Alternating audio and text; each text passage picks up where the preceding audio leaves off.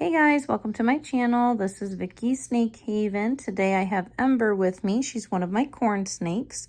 I named her Ember because of her beautiful red coloration. Her coloration is a little bit less vibrant than usual, but that's because she's about to go into shed. She hasn't had her first shed yet with me, but when she does, I will keep you guys posted and then show you her beautiful vibrant color after her shed. What I wanted to do with this channel is just kind of have a place where people can come for information and ask questions, whether it's your first time owning a snake or maybe you're an experienced snake owner.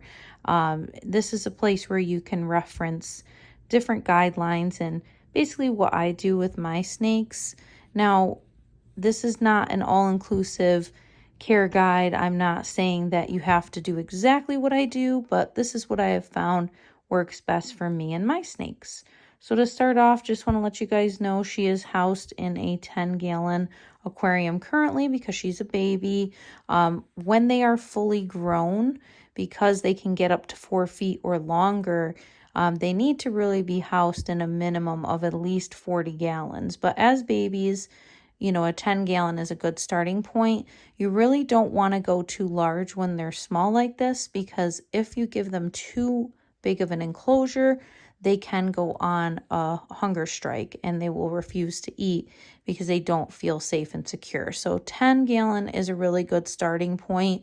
My other snake, however, who is about Ember size, maybe a little bigger, he's a more skittish snake, and the 10-gallon was freaking him out, so I had to put him in a 5-gallon.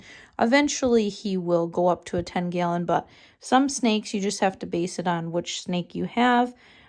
We need that smaller enclosure starting off, otherwise they won't eat. So every snake is different, so just do what's best and what works for you. But as for the parameters, with corn snakes, you know, like I said, starting off, they need a 10-gallon. You want a heat and humidity gauge in the tank. I prefer under the tank heating. I don't really prefer doing basking lights. I feel that it gets the enclosure too hot and it's harder to regulate. What I do with these guys is I use a heat mat with a thermostat to keep control of their temperature, and basically their basking area, which is basically on the ground, would be anywhere from 85 to 90 degrees with the ambient temperature in the enclosure around 75. And then the humidity is anywhere from 40 to 60%. However, when I know that they're about to shed, I increase it to about 70%, sometimes even up to 80% to help aid in the shedding process. With all my snakes, they're fed once a week. Ember is on a feeding schedule of every Tuesday, and she's currently eating frozen thawed pinkies. She's doing really well with it. The next size up from that is a fuzzy. That's going to take a while for her to get there. Corn snakes do grow a little bit slower, but once she gets there, I will be very excited for that, and I will keep you guys updated with the updated feeder sizes. Now, with her being on the pinkies, you know, you do want to make sure that you're looking at your snake and seeing the thickest part of their body, and you don't want the prey to be more than 1.5 times the thickest all around point of your snake.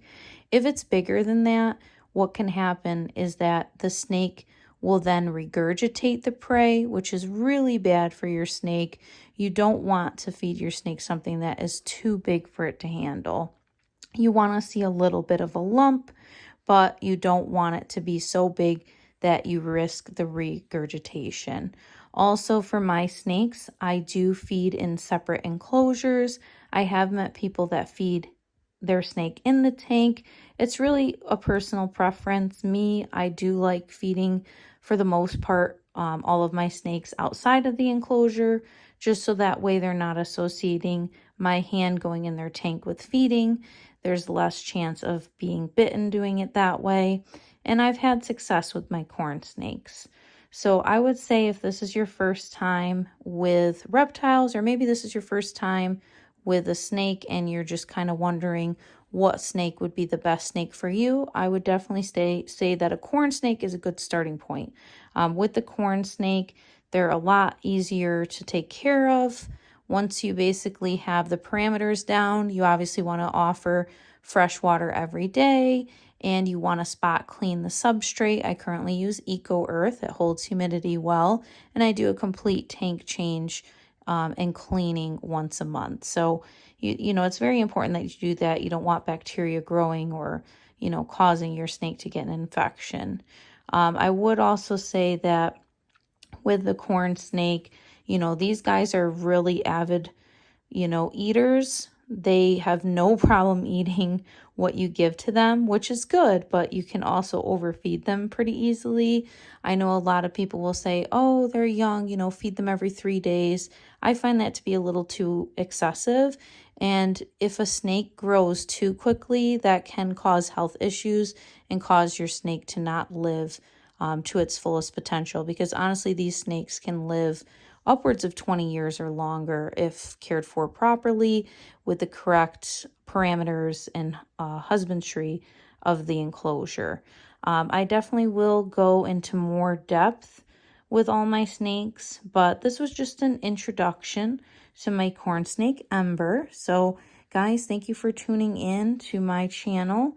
If you have any questions, please leave your questions or comments in the comments below. Thanks for joining today. Bye guys.